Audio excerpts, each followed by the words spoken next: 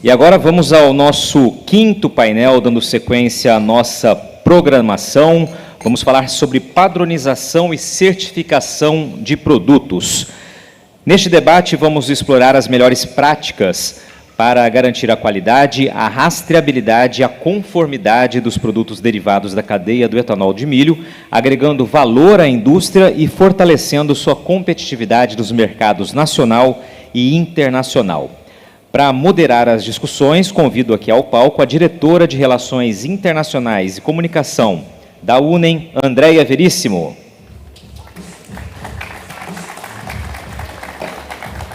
Para enriquecer essa conversa, convido ao palco os painelistas, o professor titular do Departamento de Zootecnia da Exalc-USP, Flávio Portela Santos.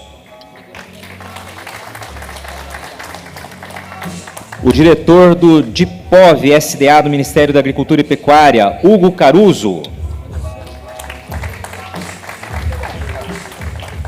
O gerente geral comercial da VLI Logística, Gabriel Fonseca.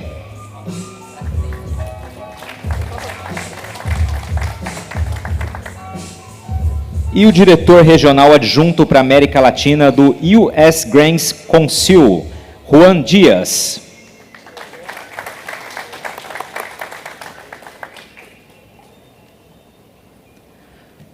Maravilha, pessoal. Todos aqui presentes, fiquem à vontade. Passo a palavra agora, a condução para a Andréia Veríssimo. É contigo, Andréia. Boa tarde a todos. É uma honra estar aqui com vocês na nossa segunda Conferência Internacional UNEM Datagro. Acho que era um sonho, né, Guilherme, estar aqui sendo realizada pela segunda vez. Agradecemos realmente a presença de todos.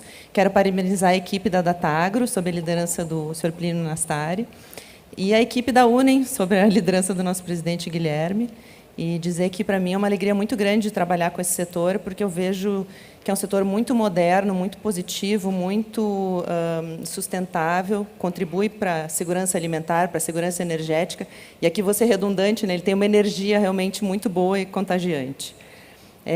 Nós montamos esse painel hoje para tratar de padronização e certificação de produtos, e eu quero só fazer uma breve introdução explicando por que a gente trouxe esse assunto, então. Dentre as minhas responsabilidades na UNEM estão a área internacional e a comunicação. Na área internacional, nós temos um projeto com a Apex Brasil, que é a Agência de Promoção de Exportações do Governo Brasileiro. Já vamos para quase 2 anos de projeto, onde a gente busca, então, promover a exportação do nosso DDG e DDGS. Quem estava aqui no ano passado talvez lembre que a gente fez o lançamento, então, da marca do projeto, e um pouco fruto do estudo que foi feito e vai ser relatado, né, nós vimos que era mais do que só DDG/DDGS. A gente tinha uma gama maior de produtos. Então, fizemos todo o estudo de branding e foi definido, então, que a nossa marca para a promoção internacional é o Brazilian Distillers Grains. Grãos de destilaria como uma categoria, né, e esses produtos que vêm do Brasil. E, de uma forma similar, tem outros setores do agro que têm seus projetos, né, Brazilian Beef, Brazilian Chicken, Brazilian Cotton, tem diversos outros setores já com esse tipo de trabalho.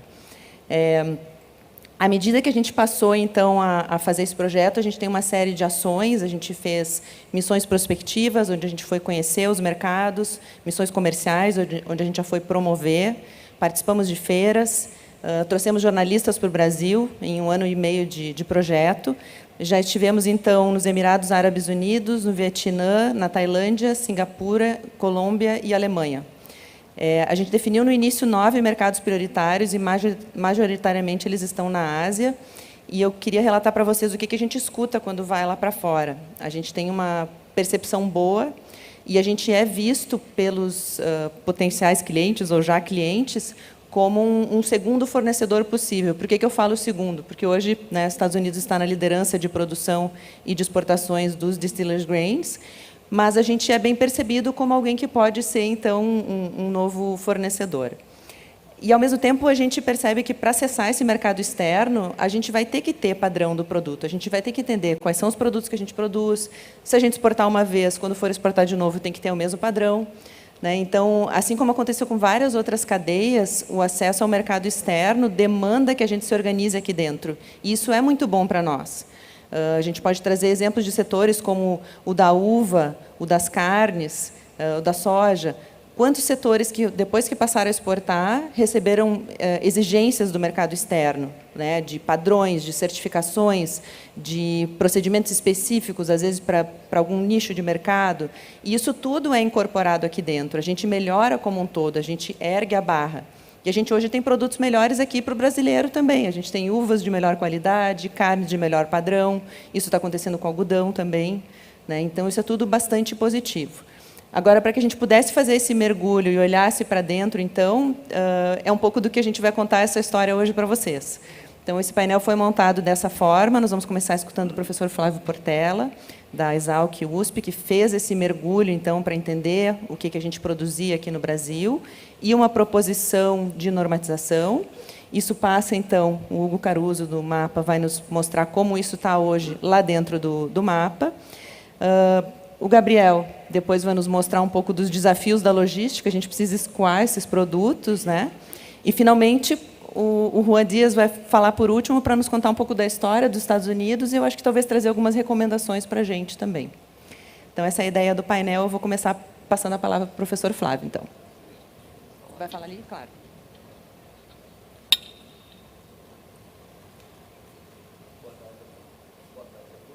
Acho que não está ligado. Opa. Boa tarde a todos. Um prazer muito grande, uma honra em meu nome, em nome do Departamento de Zootecnia, estar aqui. Agradeço a UNEM e a Datagro por mais uma vez nos convidar para esse evento, pelo sucesso do evento. Falar de indústria de etanol de milho, e na minha área, na parte animal, dos coprodutos, é sempre desafiador, porque você acaba de preparar o seu slide e ele já nasce desatualizado, né? A indústria vem num vigor e num poder de crescimento tão grande que a gente apresenta o número de 7,2 milhões de litros de etanol de milho. O Nolasco já abre hoje de manhã falando de 8, né? Então já sai atrás, correndo atrás do processo. Mas se tem uma coisa que eu aprendi nesses 40 anos profissionais, né, 3 anos de iniciativa privada e o restante na academia, não dê ouvidos aos alarmistas catastróficos no mundo, né?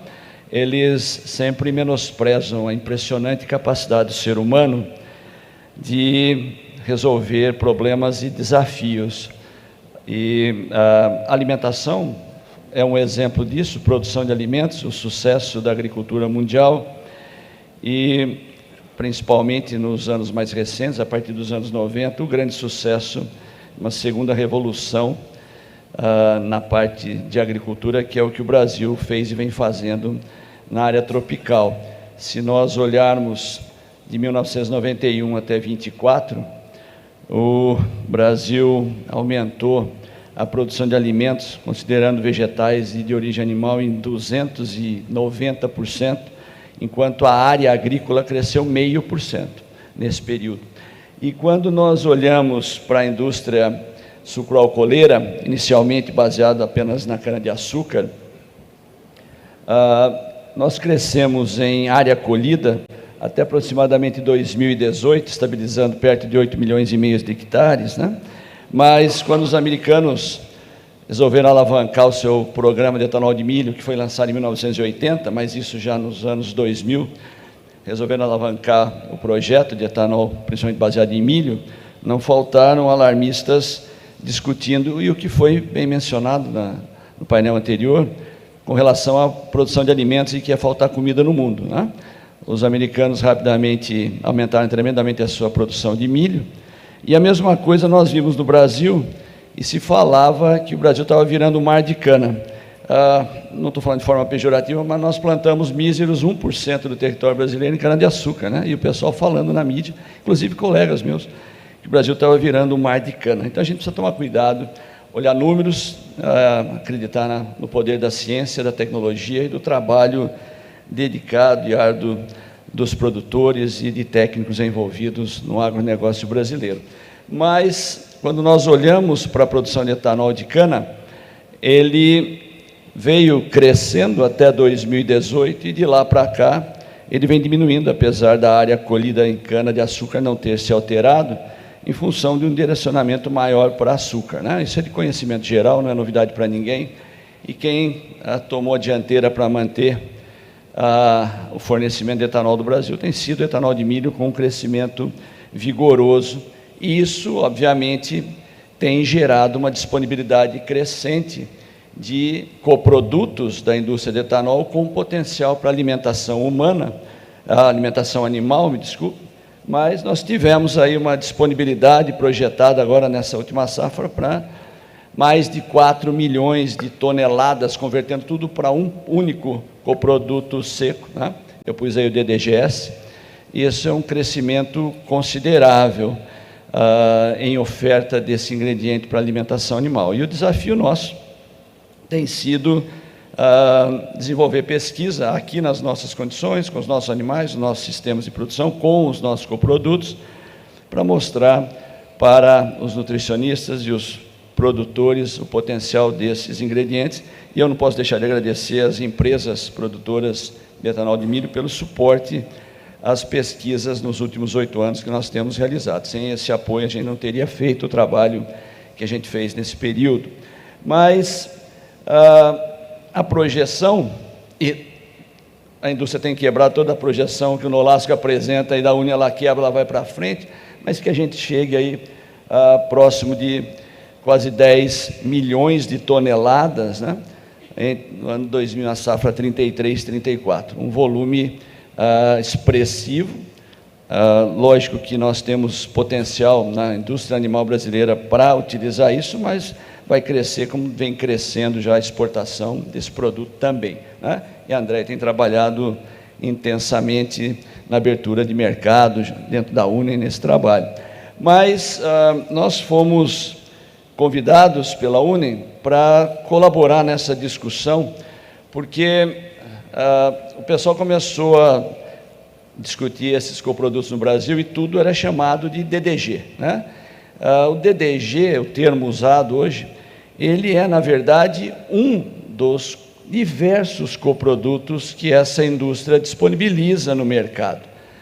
E com o intuito de realmente normatizar esses diferentes coprodutos e com a finalidade de evoluir para registro junto ao Ministério, assim por diante, né? Nós fizemos várias reuniões com as empresas, junto com a equipe da Uni, para discutir esse ponto, né? O que nós fazemos basicamente é extrair, o que a indústria faz é extrair o máximo possível o amido do milho, em média 72%, 70% do milho é amido, tem um pouquinho de açúcar, tentar transformar o máximo disso em etanol, e o restante vai dar origem a diversos coprodutos, como nós vamos colocar aqui para vocês. Então, esse termo DDG ficou tão enraizado, né? Essa é uma apresentação que a Scott apresenta de cotação de preços, e vem lá, DDG e WDG.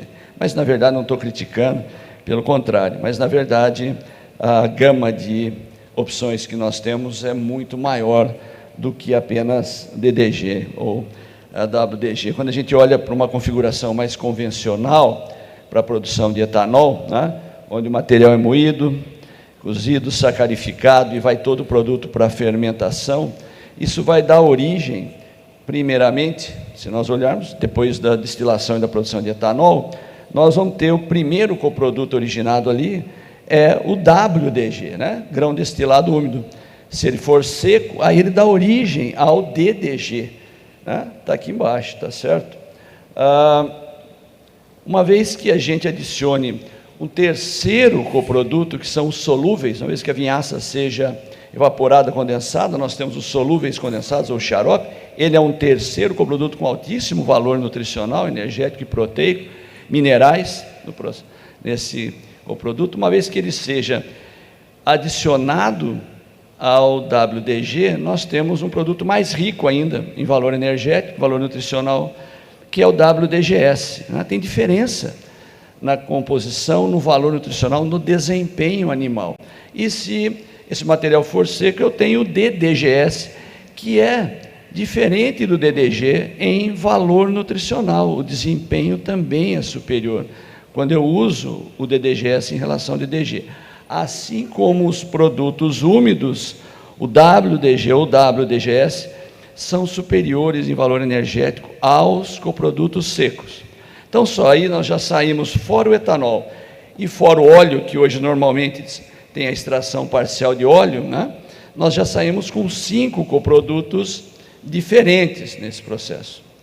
Se nós olharmos para as tecnologias de separação de fibra, né, que separam a fibra antes do processo fermentativo, nós vamos ter a possibilidade de ter a produção de um DDG, chamado DDG de alta proteína, que vai para a casa dos 44%, 48% de proteína bruta, mas nós originamos também, além dos solúveis condensados, as fibras. Né? As fibras não são DDG, nem DDGS, nem WDG. São fibras secas ou fibras úmidas, com ou sem adição de solúveis. Normalmente, o que nós temos no Brasil é a fibra seca, a fibra úmida com solúveis. Então, é um outro produto, também com altíssimo valor nutricional, altíssimo valor energético. Nós temos já uma gama razoável de trabalhos com esses materiais, mostrando o impacto positivo que eles têm no desempenho animal focado. Quando eu falo animal, estou falando de bovinos, e na minha área, bovinos de corte, mas os trabalhos mostram esse benefício em rebanhos leiteiros, trabalhos atuais conduzidos aqui no Brasil, tem trabalhos americanos, e para outras espécies animais. Então, nós saímos aí de WDG, DDG, WDGS, DDGS, sólidos solúveis condensados. Nós vamos para a fibra seca com solúveis, fibra úmida com solúveis, sem os solúveis, DDG de alta proteína. Então, é uma gama imensa. E a indústria é tão dinâmica que a gente tem que ficar correndo atrás, porque todo dia ela aparece com uma novidade, né? Ou uma alteração no processo. E nós vamos estar sempre gerando informação com relação ao uso desses diversos coprodutos e, mais recentemente, as proteínas fermentadas de milho, né? Um outro coproduto com alta concentração proteica no sistema. Então, é bastante dinâmico o que vem acontecendo. Isso, obviamente, para nós é muito bom da pesquisa, porque gera a demanda por trabalhos de pesquisa e informação, e ela precisa ser feita para a gente levar isso para os técnicos, para os produtores, poderem fazer um uso mais eficiente dessas alternativas que nós temos. E entender claramente que, apesar de a gente tirar quase todo o amido do milho, né, a indústria origina para a gente coprodutos que têm valor energético mais alto do que o próprio milho, não apenas proteico mais alto, mas tem mais minerais, bem mais rico porque concentra, e a energia também é mais alta, apesar de ele ter mais fibra. E é realmente um mistério não bem esclarecido até agora de onde vem essa energia. A gente não consegue explicar facilmente de onde vem esse valor energético superior desses coprodutos em relação ao milho, e que, dependendo do nível de inclusão, esse valor muda, ele é dinâmico, ele não é fixo, o que é mais desafiador para a gente, e que chega a ser 50% maior do que o próprio milho. Tá? É muito difícil de conseguir explicar isso daí, a gente ainda não consegue explicar esse valor energético tão elevado desses coprodutos. Mas, durante a nossa discussão com a indústria, com a UNEM, né, e com o Ministério, a proposta levada à frente foi não inventar a roda. Já existe um grande produtor mundial que coloca 11 milhões de toneladas no mercado internacional, com uma padronização de nomenclatura da AFCO americana. Para que nós vamos querer inventar nomenclatura diferente do que o mercado já trabalha, né? Só ia gerar confusão e dificuldades no processo. A proposta foi manter a nomenclatura que é usada, não necessariamente ela é usada corretamente mesmo nos Estados Unidos, né? Mas os produtos que estão colocados aí, foram encaminhados e discutidos e que estão sendo colocados lá para o Ministério, depois o Caruso vai falar com propriedade sobre como é que essas coisas estão caminhando, mas veja bem, na nomenclatura atual, tá, a DDG é um produto sem solúveis que pode ter ou não uma remoção parcial de óleo. Ali não aparecem os produtos úmidos, eu estou falando só do seco, mas entenda que tem o úmido na contrapartida dele, né? O produto que antigamente vinha sem extração parcial nenhuma de óleo, ele era integral, ele é o Full Fat DDGS, se ele tiver adição de solúveis, ele é o integral, 10, 12, 14% de óleo, né? A terminologia correta é falar, é o produto integral.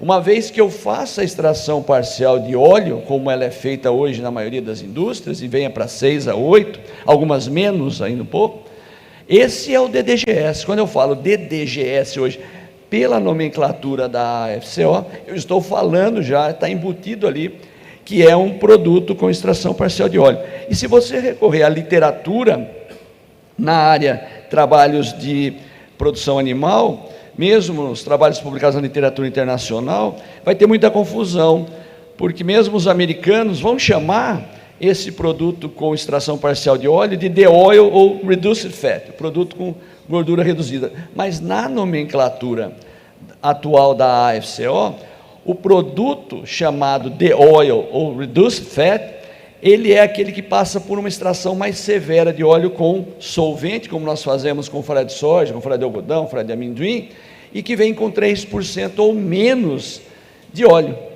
E você vai pegar artigo lá que o cara está chamando de The Oil, mas é, na verdade, o produto com extração parcial com 6 a 8% de extrato etéreo.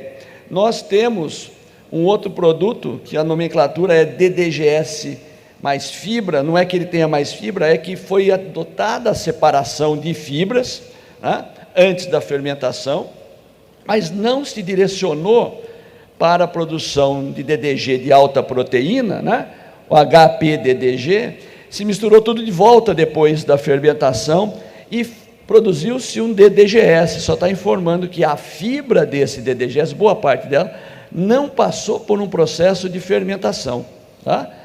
E nós temos ali, como está mostrado, o HPDDG, o DDG de alta proteína, que vem desse processo de separação de fibra.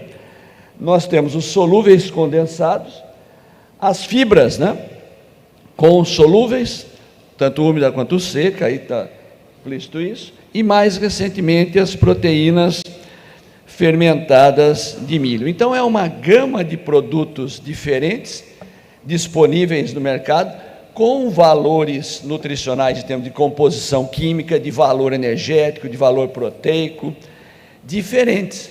E isso é preciso que a indústria de nutrição animal, os nutricionistas, os pecuaristas entendam isso, saibam fazer o melhor uso desses produtos, e aí entra toda uma parte de normatização junto ao Ministério desses diferentes ingredientes. Então, o nosso trabalho tem sido esse de colaborar nesse sentido com a UNEM, com as indústrias, e as indústrias têm colaborado de forma marcante conosco na condução de experimentos, no financiamento desses trabalhos, e hoje a ciência brasileira, ela depende demais desse aporte de recursos da iniciativa privada. Não dá para viver e fazer ciência no Brasil de alto nível, na velocidade que nós demandamos, apenas com recursos públicos, de fomento público. Então, isso tem sido fundamental para que a gente possa continuar evoluindo no conhecimento desses coprodutos. Eu agradeço muito a atenção de vocês, o convite e a possibilidade de estar aqui discutindo com os colegas. Obrigado pela atenção.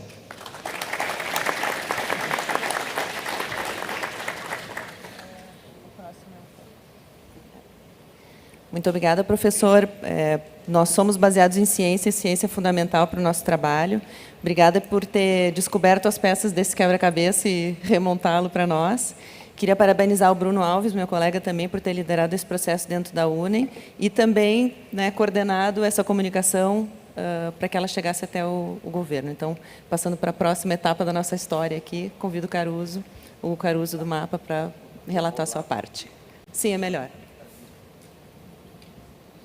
Boa tarde a todos, satisfação poder estar aqui com vocês, esse ambiente riquíssimo, né, que nós estamos presenciando hoje aqui. Quero, ao agradecer o convite, parabenizar a Datagra, a UNEM, por mais essa conferência, e que a gente espera que seja a segunda de inúmeras, né?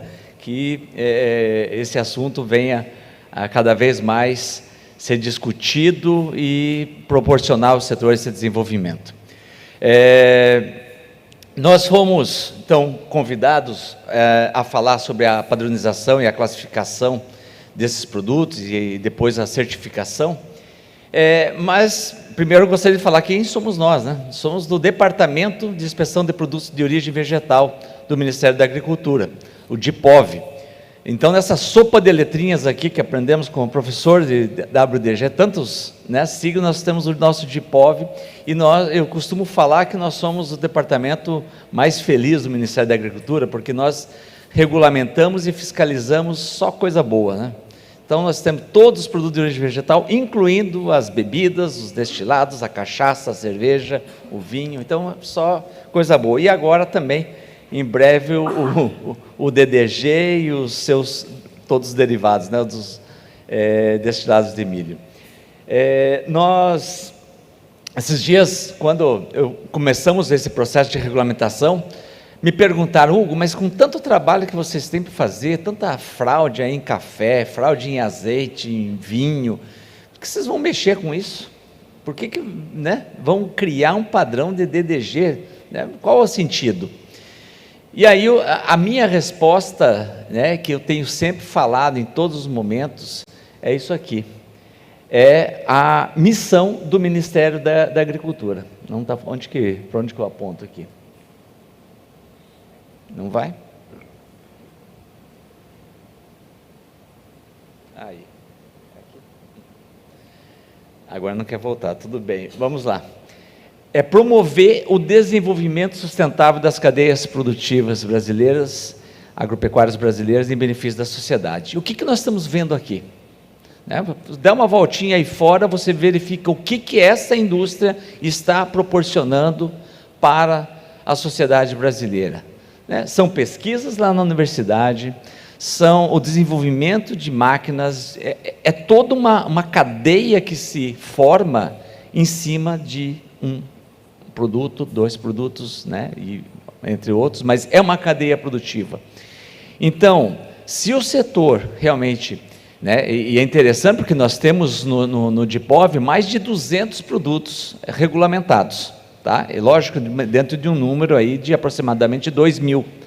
Então, não são todas as cadeias que nós temos padrões, né? Não todos os produtos, mas aquelas cadeias organizadas que conseguem ter a visão da importância de se ter um padrão de classificação, essas sim nos demandam, não precisa nós corrermos atrás e vamos fazer, vamos criar uma regulamentação para esse produto, não.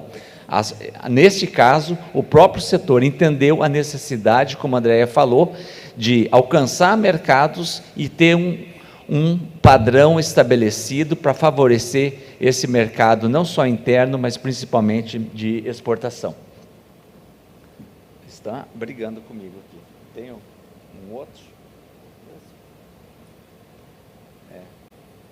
Então, se alguém puder passar para mim. Ok. E aí, nesse contexto, queria falar para vocês o que baseia, no que a gente se baseia. Nós temos uma lei estabelecida em 2000, ela, né, é muito mais antiga, ela foi renovada em 2000, que trazia uma série de burocracias para a classificação de vegetal. Então, a gente realmente não procurava fazer muito padrão, porque trazia um ônus para o setor. Mas com a lei de autocontrole, agora de 2022, a gente conseguiu reduzir bastante a burocracia e a gente traz a responsabilidade total para o próprio setor. A gente traz uma regulamentação que o próprio setor consegue nos mostrar que consegue atender. O próximo, por favor. Então, aí qual seria, então, o principal objetivo de se criar um padrão, estabelecer uma norma de classificação? Primeiro, é aquilo que o professor comentou aqui, né? Nós temos, né, são inúmeras siglas aí, mas se a gente criar um padrão de padronização e harmonizar a conversa, isso facilita o comércio, facilita o diálogo com todos. Mantém aí. Estimula a melhoria constante. Nós vimos hoje pela manhã quanta coisa ainda pode ser feita para melhorar o processo de produção, né? Vamos criar produtos melhores, e uma vez que a gente cria produtos melhores, a gente valoriza ainda o produto, né? E estimula mais a produção. Daqui a pouco, os dados que o professor mostrou ali de área cultivada, com certeza isso vai aumentar muito mais, e somos um país aqui que temos condições de ter uma área plantada de milho muito maior que temos, né? Proporciona para o consumidor um padrão de classificação, independente de que produto que seja, saber exatamente o que ele está consumindo, o que ele está adquirindo, tá?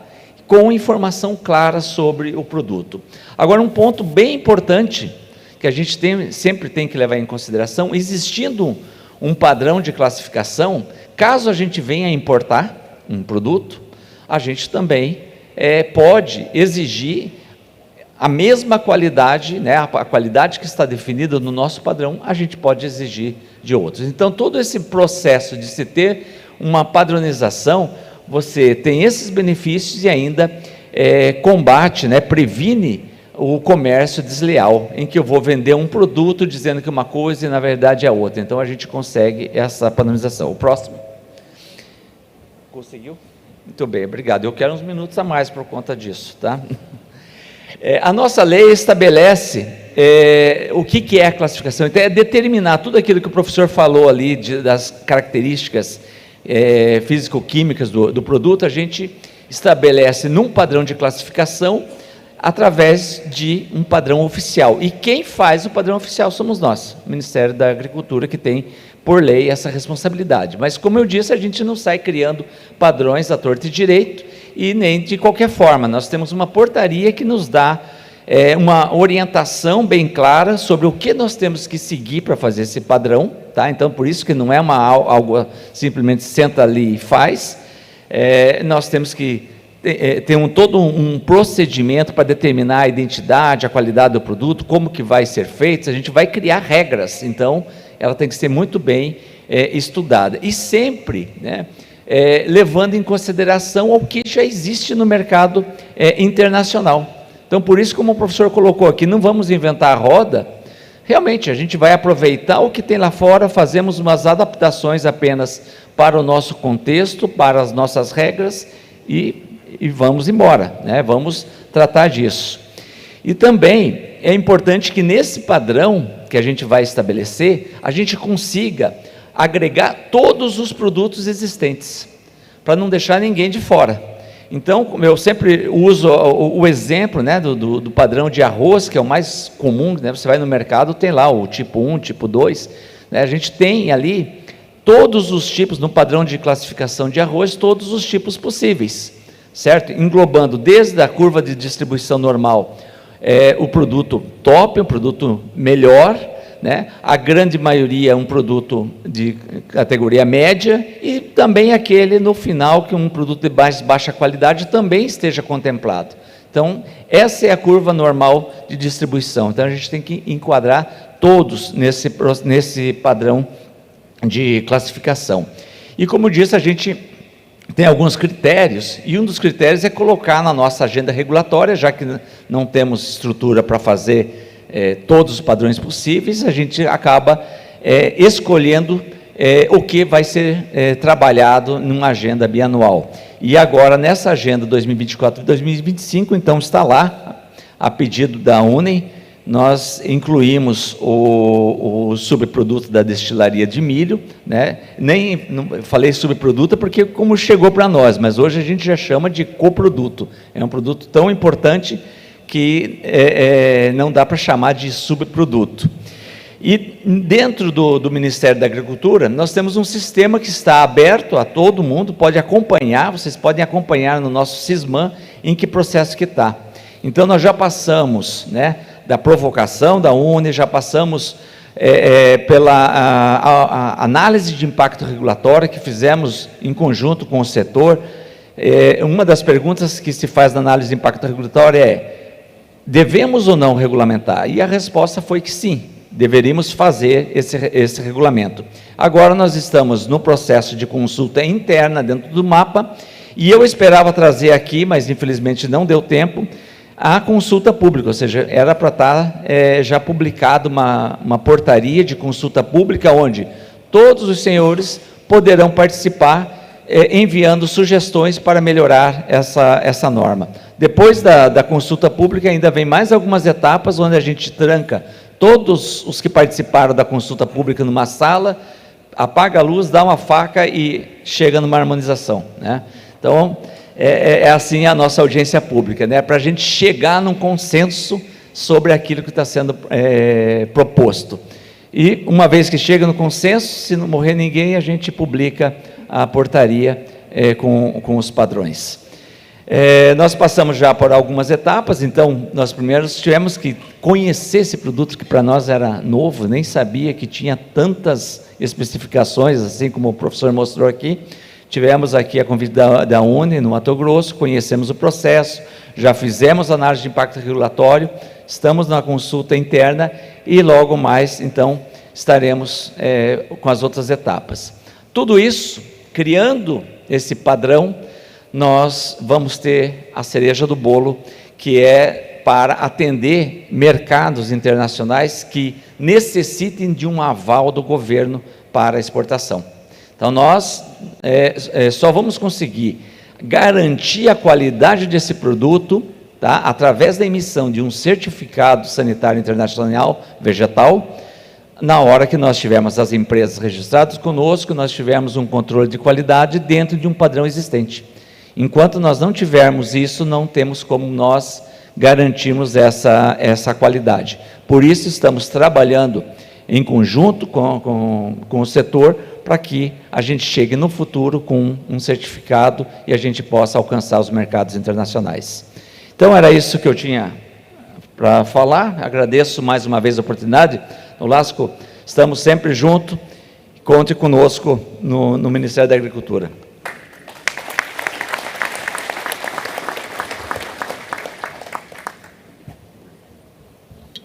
Muito obrigada, Caruso.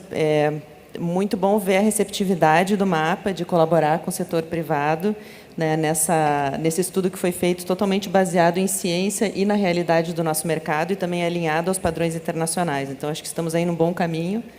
E, pensando em tudo que a gente precisa para poder exportar, a gente precisa também entender os requisitos que os países têm conosco, né? E nisso também o MAPA tem nos ajudado muito por meio das suas adidâncias agrícolas, que hoje já estamos em 40 países. Essa é uma coisa maravilhosa que o Brasil tem, e o Ministério da Agricultura tem colocado muito foco nisso, né? São funcionários do MAPA alocados nesses países que são importantes para o agronegócio brasileiro e nos trazem informações. Então, a gente acho que está caminhando passo a passo, né? Com calma, com muita estrutura, com muita seriedade, para cada vez mais poder acessar o mercado externo. E aí eu vou passar a palavra, então, para o Gabriel Fonseca, para nos falar um pouco desses desafios de logística, porque como é que a gente vai levar esse produto lá para fora. Por favor. Boa tarde, pessoal. Mais uma vez aqui, obrigado pela presença em nome da VLI, né? Acho que a grande oportunidade de compartilhar ideias hoje e, ao final do dia, a gente sair com a visão aqui um pouco mais ampla sobre esse tema. Obrigado aí, Plínio, Guilherme, belíssimo evento. A gente começa aqui falando bem rapidamente da VLI. Para quem não conhece, é uma empresa de logística multimodal integrada, né? A gente tem terminais no interior. Desses terminais, a gente tem 8.000 quilômetros de ferrovias, a gente opera nesses 8.000, conectam com 4 portos próprios e mais alguns portos em parceiros aí com clientes ou outros stakeholders. No ano passado, a gente movimentou mais ou menos 100 milhões de toneladas, desses 55 milhões de toneladas em ferrovias, sendo 25 milhões de grãos. Então, hoje já é um segmento bastante robusto dentro do negócio, e aí a gente também compartilha aí mais ou menos 20% do share da exportação de grãos. Então, a gente também tem uma relevância importante para esse segmento. E desses 25 milhões, aqui nasce o case, né, 300 mil toneladas de DDG, isso aqui é mais ou menos 30% do que foi exportado. É uma operação recente, ela começou em outubro, a gente fala um pouquinho mais dela daqui a pouco. De outubro para cá, praticamente 80% do share de exportação. Então, de fato, É um piloto, é algo que a gente está começando a navegar agora, mas que a gente enxerga muito potencial e que a gente quer avançar junto com os nossos clientes. Tá? Então, hoje a gente vai ver aqui um pouquinho desse case, os desafios futuros mais específicos do DDG. A gente vai tentar também trazer uma tendência aí dos grandes projetos de infraestrutura e de logística que vão atender ao agronegócio e, por consequência, podem ter sinergia com o DDG. Tá? Começando aqui com o case, o que a gente modelou junto com o parceiro que foi a Impasa? A gente usar o sistema, a VLI tem 3 grandes corredores, né, um São Luís, um Santos e um Vitória, usei esse corredor Vitória para fazer a movimentação, né, multimodal. Então, a gente recebia essa carga em Araguari, que é um dos terminais integradores, fazia o transbordo, levava até Vitória, carregava no TPD, que é um porto muito focado em grãos. Aqui eu acho que o desafio foi habilitar todo esse sistema, principalmente o porto, né? A gente não tinha habilitação para operar DDG, então a gente conseguiu fazer isso muito rápido, com o apoio de todas as entidades e com o cliente também nos ajudando. O primeiro navio teve ali suas dificuldades naturais, né, por ser o primeiro, mas depois disso os próximos fluíram de forma muito positiva, agregando valor aí para o cliente, para a própria VLI e, né, por consequência, aí para o DDG, para o etanol. Então, a gente viu ali uma redução de custo, mais competitividade e a melhoria de nível de serviço. A ferrovia ela consegue, né, operando bem, garantir uma regularidade, uma segurança, que foi o que aconteceu aí nesses embarques mais recentes. Então, o case foi validado, a gente quer continuar essa operação ao longo de 25 e crescer, né, em consonância com o crescimento do DDG que a gente viu mais cedo. O que a gente enxerga aqui de principais desafios? A gente falou um pouco, e aí conecta bastante com o tema aqui da mesa redonda. Essa questão de patronização de carga, e aqui a gente traz um comparativo da exportação de soja e milho, né, que é algo que está bem maduro, quando a gente fala de logística de exportação, com o DDG. Então, soja e milho a gente já tem uma padronização, a gente consegue operar em escala. O DDG ainda foi uma operação muito customizada, a gente viu os diferentes tipos, então aqui tem uma oportunidade, né, à medida que a gente já for avançando nas padronizações, tema já discutido, a gente vê uma oportunidade também de melhorar essa cadeia logística. A gente viu que, ao contrário da soja e milho, que já tem pranchas, né, de embarque e toda a parte de emissão de particulado bastante controlado, pranchas altas, no DDG a gente teve que tomar alguns cuidados especiais, né? Principalmente no embarque em Vitória, para evitar particulados pela característica do produto. Então, aqui a gente já está trabalhando ao longo desse ano em utilização de alguns equipamentos mais específicos para o produto, ou de, né, outros produtos ali, por exemplo, a aplicação de óleos vegetais, para mitigar esse problema e ter uma operação cada vez mais eficiente. Então, esse é o segundo ponto importante. E, por último, quando a gente, né, vê aí também na soja e no milho, já é um sistema muito eficiente, com pouco setup, e uma maturidade grande de todos os players que operam, com regramento em pool, enfim, né, empréstimo de carga. Então, tudo em prol da eficiência, do ganha-ganha. Aqui a gente vai ter que construir isso com os clientes ao longo dos próximos anos, à medida que as operações forem avançando. Mas aqui a gente enxerga que tem um limite também. Por ter diferentes tipos de cargas, assim como o farelo de soja, a gente ainda vai ter algumas operações específicas e a gente já está trabalhando em novos modelos, usando terminais exclusivos, portos exclusivos, para evitar esses problemas de setup, perder tempo, etc. Então, a gente já tem aqui mapeado para esse ano também começar uma operação na Vports, né, que é um outro porto em Vitória, trabalhar com outros armazéns e a gente conseguir garantir a eficiência necessária aqui para a cadeia. Tá? Além disso, né, aí agora conectando talvez até mais com as oportunidades, o que a gente enxerga da logística aí, pensando aí nos próximos 5, 10 anos? E aqui primeiro a gente olha bem rapidamente um gráfico do para trás, né, a gente vê que o Brasil se torna uma potência do agro nos últimos 10 anos, a exportação sai de 200 milhões para que está 313, esse ano vai passar facilmente 350, crescimento estrondoso, e isso reflete na logística, né? A gente faz uma análise aqui à direita por modal. E aí, quando a gente compara os modais, a gente observa que, nesses mesmos 10 anos, a gente tem uma inversão da matriz. O rodoviário, ele diminui a relevância de 53% para 44% de share, e hidrovias e ferrovias avançam. Mas a gente também sabe que ainda não é o suficiente. Então, a gente vai ver aqui no próximo slide o que tem pela frente para a gente trazer esse share ainda, né, quando a gente pegar aqui hidrovias e ferrovias, um share ainda maior, que é o balanceamento adequado aí, né, para países continentais como o Brasil. E outra característica importante da logística é a questão da região, né, porto. Arco Norte ganhando muita relevância nos últimos 10 anos, saindo de 12% para 33%, esse ano já deve ir para 38%, 40% de participação. E aqui a gente tem um orgulho grande, que a gente ajudou bastante a estruturar isso, o VLI é o principal operador do Arco Norte. Então, para o DDG, a gente imagina que também, à medida que novas plantas forem se espalhando e Brasil afora, isso aqui essa tendência deve acontecer, o Sul perdendo um pouco de relevância, Santos ainda como o maior porto aqui. Tá? Conectando, então, essa questão do modal, como que a gente acredita que a gente vai melhorar ainda mais esse balanceamento que já vem acontecendo nesses últimos anos? Com os novos projetos. Aqui eu trouxe uma foto só do que está em execução, implantação, que é o que é mais palpável, né? A gente sabe que tem outros projetos, tem o PAC, etc.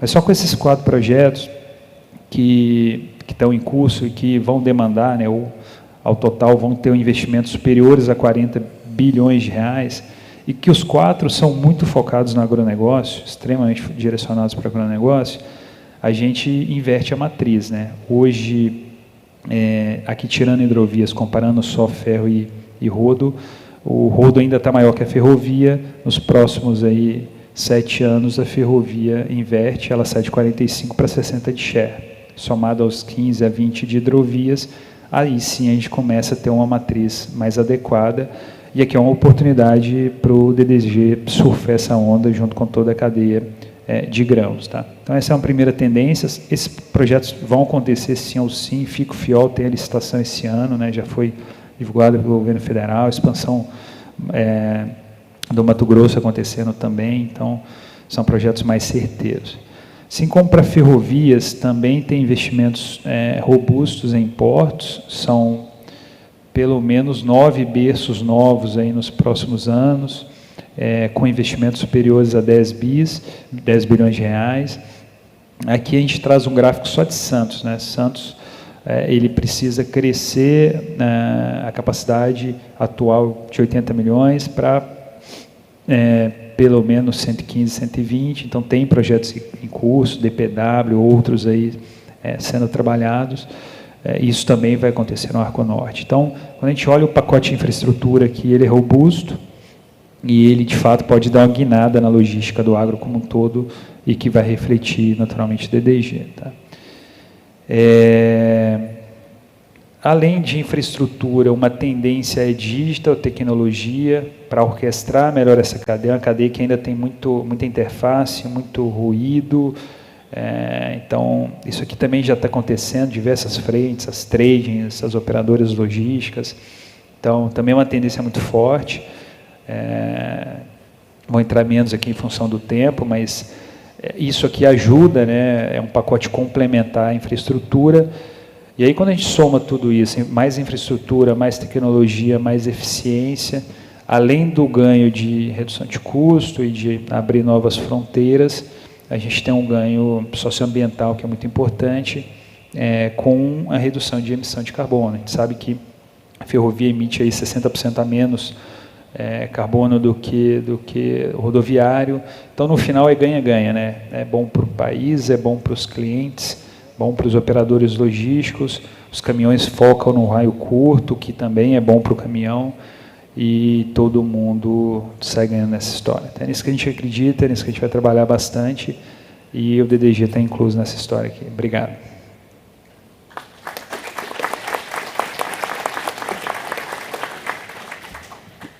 Muito obrigada, Gabriel. A logística é um desafio para nós, né? Nós somos um país com dimensões continentais, que temos melhorado muito em produção e produtividade, mas realmente o escoamento tem sido um desafio. Muito bom saber que temos perspectivas futuras de melhoria.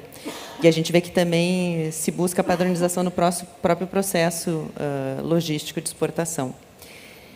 Então, encaminhando para o final do nosso painel, vou convidar o Juan Dias, do US Grains, para nos contar um pouquinho da história dos Estados Unidos e o que a gente pode aprender com vocês.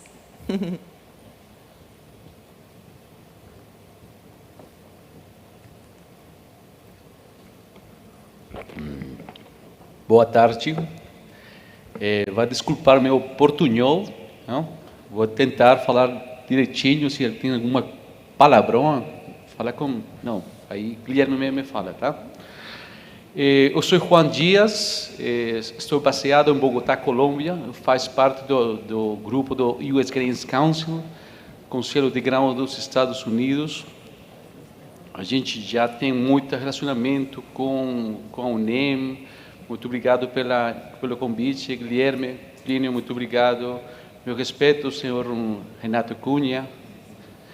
E nós estamos muito agradecidos pela amizade que vocês dão para nós, para a gente. Hemos recebido, eu sinto quando chego aqui a Cuiabá como na minha casa, não? Hoje está muito frio aqui dentro, mas é mais quente lá fora, né? Eu gostaria de falar de vocês sobre o setor de etanol nos Estados Unidos, mas primeiro eu gostaria de falar da nossa instituição. A gente é uma organização que leva 65 anos trabalhando para promover os produtos milho, cevada dos Estados Unidos, sorgo também, e tenho 28 escritórios no mundo, com 50, a gente está atendendo por média uns 50 países mais a União Europeia. Então, nós temos bastante presença. Isso ajudou muito a desenvolver o comércio de DDGS, que a gente vai falar depois disso. Lá nos Estados Unidos, eu vou falar um pouco da indústria. Ela começou a crescer no ano 2005, 2007, quando saiu o RFS, e depois, no ano 2010, começou a ter a indústria ficou mais madura. Hoje em dia, a gente tem 198 plantas de etanol distribuídas em todos os estados, mas com maior presença nas áreas de produção de milho. Dessas 198 plantas, a gente produz 61 bilhões de litros. Vocês falam de litros, nós falamos de galões, de 15,6 galões de etanol ano passado, a capacidade de 18 bilhões de galões lá nos Estados Unidos. O ano passado, a mistura de etanol dentro do mandato volumétrico foi de 10,4. A indústria tem 315 mil trabalhos ou empregos diretos e indiretos. Desde a produção do etanol, a gente produz também 2 milhões de toneladas de azeite de milho, 33 milhões de DDGS e 2,7 milhões de CO2 capturado, que hoje em dia é para soft drinks. Como chama aqui de soft drink? Refrigerante. Isso, obrigado, Bruno.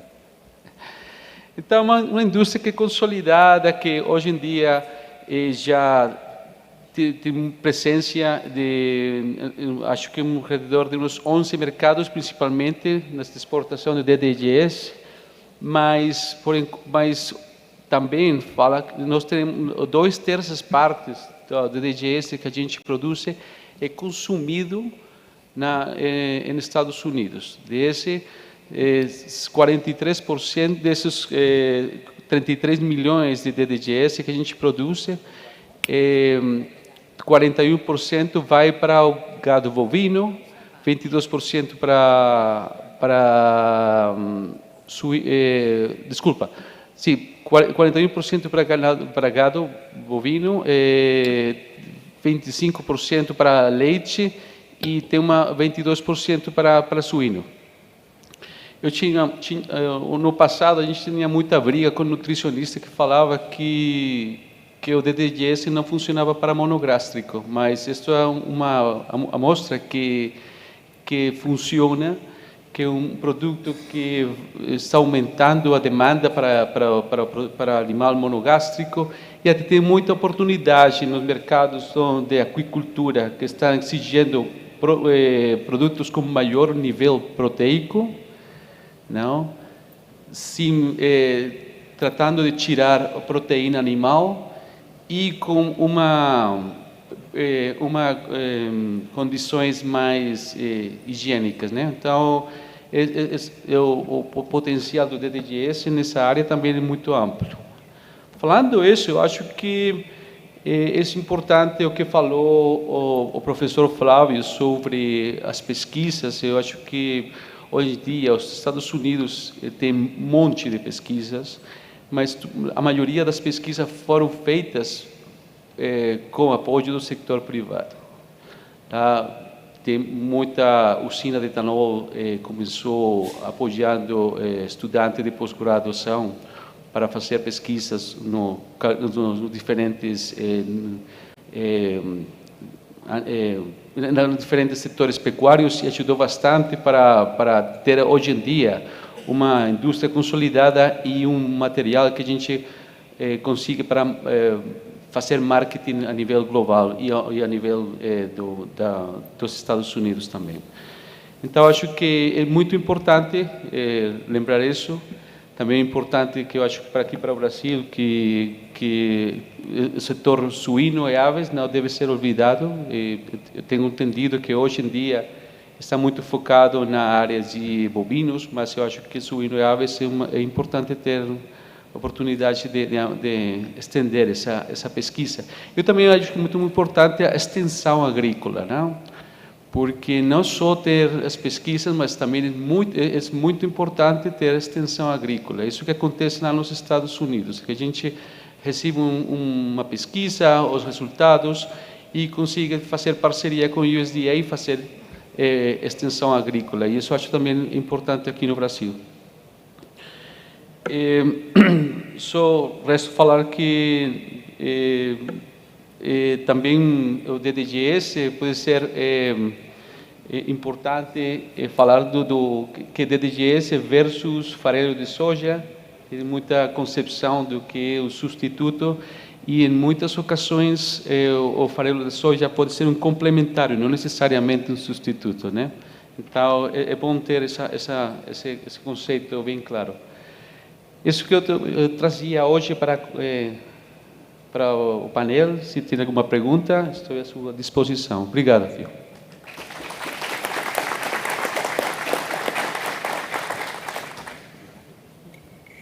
Muito obrigada, Juan. Muito bom conhecer um panorama do mercado dos Estados Unidos, é um pouco olhar para o futuro, né? Entender onde a gente pode chegar. E muito bom ver que estão baseados em ciência também, que é fundamental. E anotada aqui a recomendação de olhar para monogástricos, né? De fato, no Brasil, o maior mercado são os bovinos, mas nos mercados internacionais a gente tem visto também que suínos e aves são interessantes. Nós vamos passar para a parte das perguntas agora, então. Chegaram algumas perguntas da plateia. A primeira pergunta de Adriano Loturco, da Agroconsult, tanto para o professor Flávio quanto para o Hugo. Como vai ficar a padronização para os coprodutos de sorgo?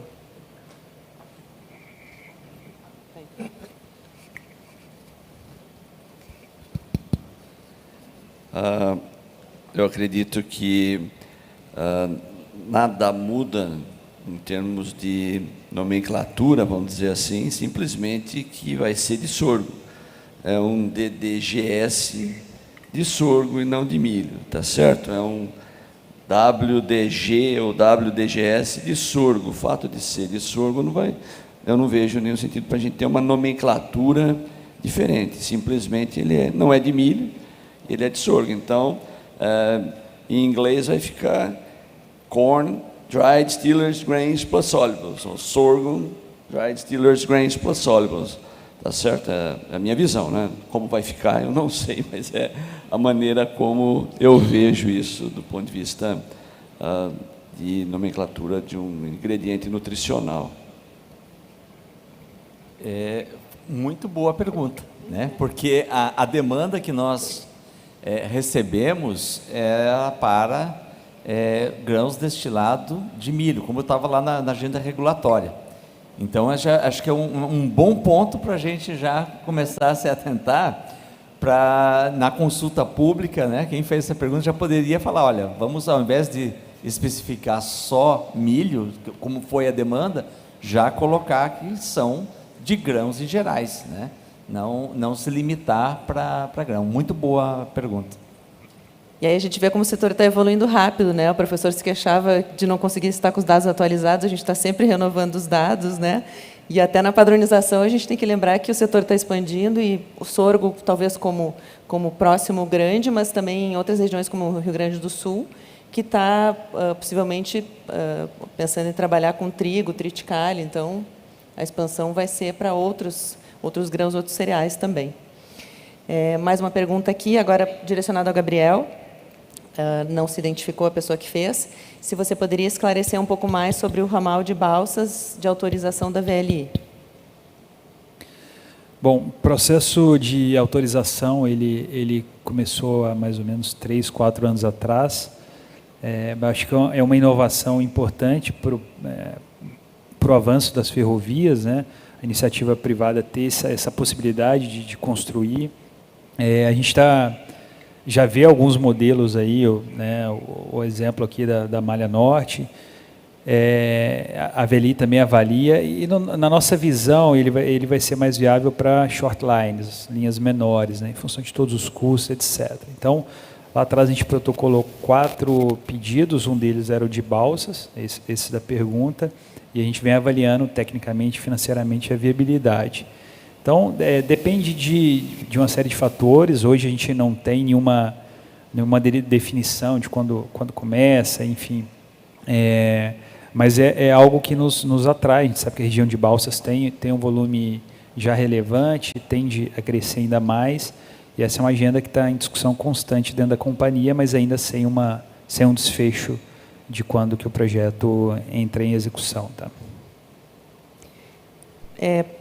Obrigada. Próxima pergunta para o professor Portela, do Crisley Gomes Jaime, da Comerx.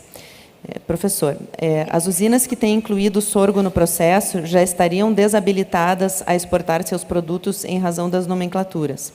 Seria possível incluir novas, alterá-las, ou até mesmo buscar alternativas para enquadramento desses produtos que incluem o sorgo? Pois a realidade é que cada vez mais as usinas estão buscando este blend. Olha, a questão legal aí fica muito mais para o Caruso discutir. Eu não sei te dizer essa questão legal para a exportação. Com relação à nomenclatura, quando nós discutimos, como eu falei anteriormente, se é DDG, se é DDGS, assim por diante, isso é válido para grãos de cereais, né? Nós estamos falando assim, são grãos de cereais, se vai ser trigo, sorgo, milho. Agora, a questão legal eu desconheço, então eu vou deixar aqui para a Andréia, que tem trabalhado com isso, e o Caruso, do Ministério, como é que fica essa questão de nomenclatura e exportação no processo do ponto de vista legal. Sinto muito, mas aí foge da minha linha. Eu vou complementar, que da nossa parte, na verdade, já tem várias empresas, né, que estão exportando, ocorre a exportação, e não há uma exigência específica. Então, assim, o mercado está solto, é um mercado ainda que não está bem regulamentado. Por enquanto, o Ministério acaba não se intrometendo, né? Não atrapalha, mas também não ajuda, né? E o que a gente está aqui é para ajudar, é justamente tentar padronizar esses termos para que a gente possa aumentar as exportações com um aval maior do governo sobre a qualidade dos produtos. E aí, com certeza, na norma, a gente incluindo que todos os produtos são de cereais e não apenas de milho, isso estaria resolvido. Obrigada. Como última pergunta, então, do nosso painel, eu quero fazer uma pergunta para o Juan. como que o US Grains, como que os Estados Unidos veem como o setor está se desenvolvendo no Brasil e se vocês têm alguma recomendação para a gente.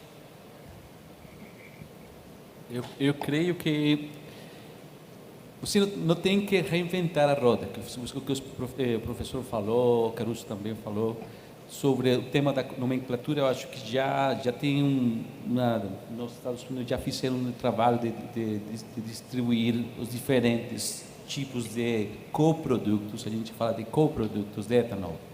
Então acho que essa é essa primeira dica, né? Segundo, eu acho que monogástricos é a seguinte fronteira para vocês explorarem. Acho que vocês precisam tropicalizar um pouco os estudos, né, para o setor